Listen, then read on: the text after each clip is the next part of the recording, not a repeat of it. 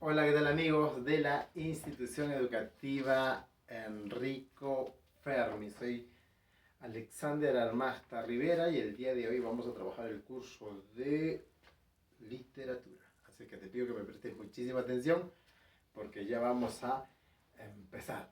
Y una recomendación antes de empezar todo. Abrígate mucho, si sales a la calle usa tu mascarilla, ¿eh? Lávate las manos siempre con agüita y con jabón. Y ya está.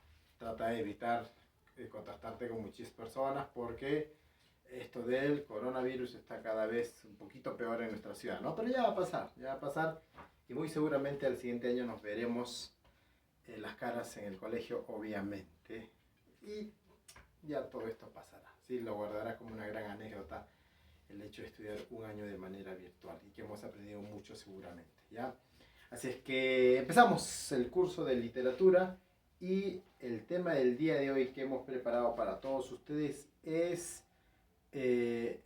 representantes del teatro griego. Recuerda que la semana antepasada trabajamos orígenes del teatro, ¿no? Cómo el teatro había aparecido y si nosotros recordamos un poquito, el teatro apareció básicamente como producto de esa actividad que era las fiestas hacia el dios Dionisio. ¿Te acuerdas? Los griegos tienen un dios, ¿sí? Es un dios de las fiestas, de las parrandas, ¿no? Entonces, en honor a ese dios se empiezan a organizar danzas. Por eso el origen de la danza tiene un origen dionísico, ¿ya? El origen de la danza tiene un origen, digamos, un poco, no oscuro, pero un poco muy ligado hacia los placeres banales, hacia los placeres bajos. Claro, el dios Dionisio quería que le festejen su día, entonces se les traía danzas que venían de la mano con el alcohol, ¿sí? Entonces, ese es el origen de la danza, ¿no?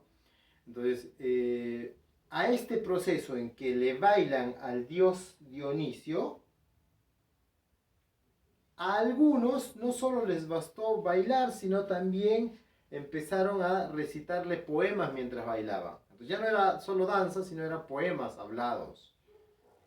Entonces, era escenificar la danza que uno hacía, con diálogos y parlamentos, que eran representados para el dios Dionisio y que las demás personas lo miraban. Mira cómo nació el teatro. Así también nació el teatro, ¿no?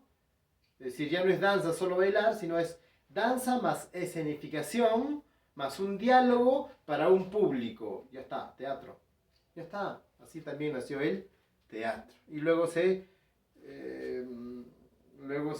le ampliaría al segundo actor, a los coros, a los diálogos, parlamentos, alguien que escriba para teatro, que recibe el nombre de dramaturgo, etc. Pero así nació el teatro. Y eso lo vimos la semana antepasada. Y hoy vamos a tocar autores teatrales. Claro, esa primera manifestación, pero del teatro griego, del teatro griego, ¿ya? Luego seguramente haremos autores teatrales españoles, autores teatrales ingleses, etc. Hoy día los griegos y los griegos antiguos. Y hoy día vamos a tocar a dos. Vamos a tocar a Esquilo, mira acá, Esquilo y a Eurípides. Esquilo y Eurípides. Entonces, autores teatrales, Esquilo y Eurípides. Empezaremos con Esquilo. Este señor Esquilo nació en la ciudad de Elesios. Esto queda en Grecia. ¿Sí? Recuerda que es un teatro griego. En el año 525 antes de Cristo. Recuerda, 525 antes de Cristo. Más o menos esto sería el siglo 6 antes de Cristo, ¿verdad? Del siglo 6 antes de Cristo. Y recuerda que un siglo tiene 100 años. Un siglo tiene 100 años, ¿ya? Nosotros ahora estamos en el siglo 21, porque 20 veces 100 años, ¿no? Estamos en el 2000, ¿no? 2020 ya. Muy bien. Nació en la ciudad de Elesios en el 525 a.C. Es el más antiguo de los poetas dramáticos teatrales atenienses. Repetición. Es el más antiguo de los poetas atenienses teatrales. ¿Sí? Es que claro, en esos años todavía el nombre de teatro iba ligado al nombre del poeta. ¿Sí? Al que escribía para teatro le decían poeta teatral, poeta trágico. Recuerda que teatro trágico, ¿ya? Tragedia, tragedia, teatro, ¿ya? Entonces, son palabras que se van a ir desligando a lo largo de los años. Es el más antiguo de los poetas atenienses. Ateniense quiere decir que era de la ciudad de Atenas. Recuerda que Atenas era una de las ciudades más importantes de Grecia antigua. Recuerda que Grecia, tú sabes más de historia que yo, Grecia, el antiguo pueblo griego, no era un estado unificado, es decir, no era un reinado, no era un solo país, digamos. Grecia estaba conformada por varias ciudades, pero esas ciudades eran ciudades-estado, es decir, cada ciudad se gobernaba a sí mismo, cada ciudad tenía su propio rey, cada ciudad tenía sus propias leyes. ¿Estamos? Profesor, ¿y qué compartían en común estas ciudades? Compartían en común su religión, compartían en común sus dioses, compartían en común sus costumbres, compartían en común la lengua, hablaban la misma lengua, ¿ya? No era como los demás pueblos, nos hemos acostumbrado a estudiar los demás pueblos como el pueblo romano, un imperio que dominó mucho, ¿no? Y que dentro de todo el imperio hay un emperador que es el que gobierna. O como el imperio de los incas, que es un inca, que es el que gobierna toda una extensión. No, los griegos eran más capos. Los griegos eran un conjunto de pueblos, cada pueblo tenía su propio rey, pero compartían muchas similitudes, como la lengua, repito, sus tradiciones, sus religiones, etc. Entonces, una de esas ciudades era la ciudad de Atenas, quizá una de las ciudades más importantes de la antigua Grecia.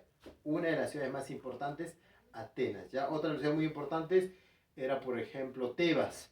Otra de las ciudades muy importantes, no sé, se me ocurre, era Troya. Otra de las ciudades importantes era Esparta. ¿Te das cuenta? Entonces, los griegos eran formados por muchas ciudades. Tebas, Atenas, Micenos, Esparta, etc. Atenas se caracterizaba por ser una ciudad muy culta, ¿sí? Muy culta, donde estaban los intelectuales, los artistas. Esparta se caracterizaba por ser una ciudad muy guerrera, ¿no? Peleadores, guerreros por excelencia. Entonces cada ciudad tenía su propia característica. Ya está. Pertenecía a una familia noble. ¿Qué quiere decir noble? Que este tipo era un tipo de dinero, no era cualquier persona de un esquilo, sino tenía mucho dinero. Sus poemas, dice, sus poemas en un principio sirvieron como cultos dionisíacos. Recuerda, otra vez digo, Dionisio es un dios de la antigua Grecia. Y este Dionisio, digamos, es un dios de los placeres banales, ¿sí? Entonces, a este dios las personas le rinden culto, le hacen sus fiestas, como cualquier dios, ¿no? Le hacen sus fiestas. Y esas fiestas consisten en llevarle danzas. Por eso es que algunos consideran como el padre de la danza, o el dios, perdón, el dios de la danza, ¿sí? Algunos también van a considerar a Dionisio como el dios del teatro. ¿Por qué, profesor? Porque en ese llevarle danzas, bailadas naturalmente, luego son danzas escenificadas, actuadas, teatralizadas, luego son danzas que tienen un diálogo. Entonces se juntó la danza, la escenificación, el diálogo, luego hechas ante un público, y así nació el teatro, ¿no? Así nació el teatro que conocemos ahora. ¿Qué es el teatro actual? El teatro actual es actores, tienen un parlamento, alguien que escribe que se llama dramaturgo, es representado para un público. Ya está, teatro. Sí, escenificando algo. Entonces, así más o menos nació el teatro, ¿ya? Entonces, claro, Primero hizo poemas para los cultos dionisíacos, o sea, para los cultos para este dios, ¿sí? Y luego nació el teatro. Fue tan bueno que ganó 13 premios consecutivos, 13 premios de teatro consecutivos, ¿sí? Era una de las personas más importantes en el teatro griego, ¿ya? En el teatro antiguo griego. Pero porque así es todo en la vida, pero perdió uno. Y ese que perdió, ese concurso de teatro que perdió, lo perdió ante Sófocles. Sófocles. ¿Quién es Sófocles? Lo vimos la semana pasada. Sófocles es otro escritor para teatro, un dramaturgo, otro representante del teatro griego antiguo. Es otro, muy bueno también, sí, pero es otro. Entonces, ¿qué pasó con Esquilo? Perdió un concurso ante Sófocles. Esto le provocó tanto dolor, tanta humillación, que decidió exiliarse voluntariamente. ¿Qué es el exilio? Es decir, ya, me voy de Atenas. ¿A dónde? A vivir solo. ¿A dónde? A, no sé, un lugar solo. Se exilió. Voluntariamente. Nadie lo echó, nadie lo votó, él se exilió voluntariamente. ¿Por qué? Por la derrota sufrida ante Sófocles. Y murió en la isla de Sicilia. ¿Te suena Sicilia? Es una isla que queda en el mar Mediterráneo. En el mar Mediterráneo, ¿ya? Que claro, antes tenía origen griego y que ahora pertenece a Italia, ¿no? Ya está. Obras más importantes de Esquilo. Las suplicantes, los persas, los 7 contra Tebas y la mundialmente conocida Orestiada. Repito, ¿cuáles son las obras más importantes de Esquilo? Las suplicantes, los persas, los 7 contra Tebas y la Orestiada. ¿Ya? Ojo, no lo olvides. Características del teatro de Esquilo. Pues Esquilo tiene un lenguaje conciso, quiere decir preciso, exacto, y además exaltado. ¿Sí? Exaltado. Que dice exaltado no que esté molesto, sino que es un lenguaje grandilocuente, ¿sí? Que es un lenguaje magnánimo, que es un lenguaje retórico, o sea, va a utilizar palabras muy sofisticadas, un lenguaje bastante elevado, muy propio de la época, ¿no? Por eso grandilocuente, exaltado, ¿sí? Es conciso, pero es exaltado. Fatalismo del destino, ¿sí? Fatalismo. ¿Qué es el fatalismo? Bueno, el fatalismo hace referencia a lo fatal, a la muerte, ¿sí? Hay que estar atentos a la muerte, ¿ya? Del destino. ¿Por qué? Porque más o menos Esquilo nos va a decir, como se pensaba en esos años, que hay un destino, pues, y que no puedes hacer nada contra el destino. Tu destino dice que vas a morir tal día y se va a cumplir como destino final, ¿te acuerdas? Igualito, ¿ya? Entonces, ese es su destino. Entonces, por eso hay, en la obra de Esquilo hay mucho fatalismo, no puedes escapar del destino, ¿sí? Como han sido los griegos siempre, ¿no? Recuerda que el teatro griego o las tragedias griegas, después de 2000 años, siguen siendo tan hermosas, siguen siendo tan sofisticadas y siguen siendo tan trágicas, ¿no? Te invito a revisar alguna de las tragedias griegas. ¿Hay religiosidad en su obra? Por supuesto que hay religiosidad. ¿Por qué, profesor? Porque todo está destinado por Dios. Todo tiene que ver con los dioses. ¿Sí? Toda acción del teatro tiene que ver con los dioses. Sus personajes son personajes de dioses, o si no son humanos que son, digamos, sometidos por los dioses. Todo tiene que ver con los dioses en el teatro griego. Son personajes poco humanos. ¿Qué quiere decir personajes poco humanos? Que son personajes malvados, que son personajes tiranos, que son personajes malos, que son personajes que hacen daño, se alejan de la humanidad, ¿sí? Entonces, son personajes poco humanos. Es considerado el padre de la tragedia. Pregunta, ¿quién es el padre de la tragedia? Esquilo. Esquilo es el padre de la tragedia. Incorpora el segundo actor. Claro, como recién el teatro está naciendo, entonces ha aparecido un teatro de primer actor, es decir, solo es uno el que habla, uno el que escenifica, uno el que dice su diálogo, solo es uno. Y Esquilo, como es un crack, incorpora al segundo. Ahora son dos los que hablan. Esto que parece tan simple, pues se tenía que hacer. Y alguien lo tenía que hacer. Y ese señor fue Esquilo. ¿Ya? Esquilo. Muy bien. Profesorcito, ¿me puedes presentar a Esquilo? Que tanto que hablas de Esquilo, ya me ha dado ganas de conocer quién es ese Esquilo. Pues mira, aquí te lo voy a presentar. Aquí lo tengo. Aquí lo tengo. Esquilo tengo. A ver. Mira. Ahí está. Conócelo. Esquilo. Profesor, pero yo pensaba que era una imagen en 3D. ¿Cómo hacer imagen en 3D, Peppa Pig, si no hay cámaras en esos años? ¿Sí? ¿Esto qué es, profesor? Esto es una escultura de algún artista griego también, para variar. ¿Ya? Esos griegos son los máximos, ¿no? Ellos mismos se pintan, ellos mismos actúan. Claro, amigos, te voy a decir algo, un secreto. Los griegos son los más capos. Una vez más te digo, los griegos son los más capos de la historia. Más capos, más que los romanos, más que cualquier otro pueblo antiguo. Porque ese pensamiento de los griegos de hace 2000 años, que te parece tanto tiempo, 2000 años, sigue en la actualidad. Sigue. ¿A qué no? ¿Qué sistema tenemos nosotros? Tenemos un sistema democrático. ¿Quién inventó la democracia?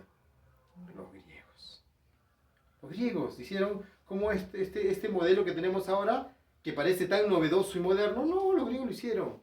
¿Cuál es el sistema de nuestro país? Nuestro país es una república. ¿Saben quién inventó la república? Los griegos. Los griegos. ¿Te das cuenta o no? Estados Unidos. Estados Unidos es un país que no se rige mediante la república. No, Estados Unidos no es una república. Son estados federados. Cada estado tiene su propia administración. Cada estado tiene su propio gobernador. Cada estado tiene sus propias normas. Profesor, me estoy acordando. Hace rato tú me has dicho que los griegos se dividían por ciudades-estado. Igualitos. Parece moderno, pero lo hicieron ya los griegos. Ah, profesor. Entonces los griegos son unos capos, chicos. Son unos capos, ¿ya? Empecemos a verlos como lo que son. Estamos estudiando teatro. Teatro griego, sin duda. Sin duda. ¿Quiénes son el padre del teatro? Padre de la tragedia, un griego. Pero si lo aplicamos a otras áreas, nos vamos a dar cuenta que es lo mismo. Padre de la historia, Herodoto, un griego. Padre de la botánica, Aristóteles, otro griego. ¿Sí? Padre de la geografía, primer personaje que midió la Tierra, pero no midió la Tierra con sus reglas, nada, no tenía nada el loco. El loco simplemente se dio cuenta que el sol pasaba por a la altura al mediodía y que generaba una línea vertical con la Tierra, en el momento en que no hay sombra. Lo midió, sacó los ángulos, Eratóstenes, geografía. Los griegos son todos. En matemática, teorema de Pitágoras, otro griego. ¿Sí? Otro griego. Ese número enigmático, pi, 3.1416, etc. Pi, alfabeto griego. Estos son los griegos, ¿ya? Entonces hay que respetar ese pueblo tan hermoso que algún día conoceremos, ¿ya? Que algún día conoceremos. ¿Qué te gusta de Grecia? Las ciudades. Pero hay un pueblo que te gusta mucho de Grecia, que me lo has dicho la otra vez. ¿Cómo se llama? No se acuerda. Así es, Tarea. Hay un pueblo muy bonito en Grecia. Las islas Seychelles quedan en Grecia también, ¿ya? Vamos a ver. Ahora vamos a trabajar Eurípides. Eurípides nació en Salamina en el año 480. Date cuenta, este loco nació en el 525 y este en el 480 a.C. Es un escritor que estudió pintura, simpático Eurípides, ¿no? Y se dedicó a los deportes atléticos. Es más, llegó a participar en algunas olimpiadas y ganó algunos premios como atleta, destacado como luchador. Recuerda que recuerda que la actividad deportiva más importante que hay en el planeta, más importante que el fútbol, las Olimpiadas. Olimpiadas, que se celebran cada 4 años. ¿Quién inventó las Olimpiadas? Los griegos. No, capo, hay que estudiar por griega. Los griegos se inventaron las Olimpiadas, el lanzamiento de disco, las carreras, la maratón, esa que maratón que es espectacular, 42 kilómetros, .5, lo inventaron los griegos también, pero son unos capos. Entonces, estudió ética y física con Anaxágoras. Anaxágoras es otro filósofo griego. Fue el principal adversario de Sófocles. Profesor, me acuerdo de Sófocles, sí. Sófocles fue quien derrotó a Esquilo en un concurso de teatro, por eso Esquilo se exilia voluntariamente y luego muere de tristeza, ¿sí? Y entonces ya no está Esquilo, ahora aparece Eurípides, y Eurípides se convierte en el principal adversario de Sófocles. Profesor, todos odiaban a Sófocles, ¿no? Que también era otro excelente, otro excelente escritor para el teatro griego. Obras más importantes de Eurípides: Medea, Los troyanos, Hecuba y Bacantes. Repito, Medea, Los troyanos, Hecuba y Bacantes. ¿Cuáles son las características de Eurípides? Según Aristóteles, es el más trágico de los trágicos. Es el máximo exponente del teatro trágico. No es el padre de la tragedia es Esquilo, pero este es el mejor de todos. Predominio de la subjetividad. Las pasiones imperan sobre la moral. La pasión impera sobre lo que está bueno y lo que está mal. La moral más o menos sería lo bueno y lo malo, ¿no? Tú tienes moral porque tú puedes identificar qué es lo bueno y qué es lo malo. Pero dice que las pasiones, la pasión del hombre, impera sobre la moral del hombre. ¿Sí? Tiene un lenguaje más sencillo. El lenguaje de Esquilo era más conciso, más exaltado, más grandilocuente. Pero el lenguaje de Esquilo es más sencillo. Y sus personajes son más humanos. De Eurípides, perdón. Y sus personajes son más humanos. Los personajes de Esquilo eran poco humanos, más malvados. Y los personajes de Eurípides son más humanos. Profesorcito, también quiero conocer a Eurípides. Eurípides murió de viejo, ¿ya? Eurípides murió de viejo. Sí, murió de viejo. Quiere decir que vivió una vida bastante tranquila. Y te lo presento ahí a Eurípides. Que también es otra obra, que también es una obra de escultura, ¿no? Oye, los griegos son escultores espectaculares, ¿no? Y también son pintores espectaculares. Aquí te lo coloco a Eurípides. ¿Sí? Muy bien, entonces amigos, el día de hoy hemos trabajado autores teatrales, Esquilo y ya Eurípides. Así es que he tenido muchísimo gusto de trabajar contigo. Ojalá que la clase del día de hoy te haya servido mucho, ¿ya? Y nos vemos en una siguiente oportunidad.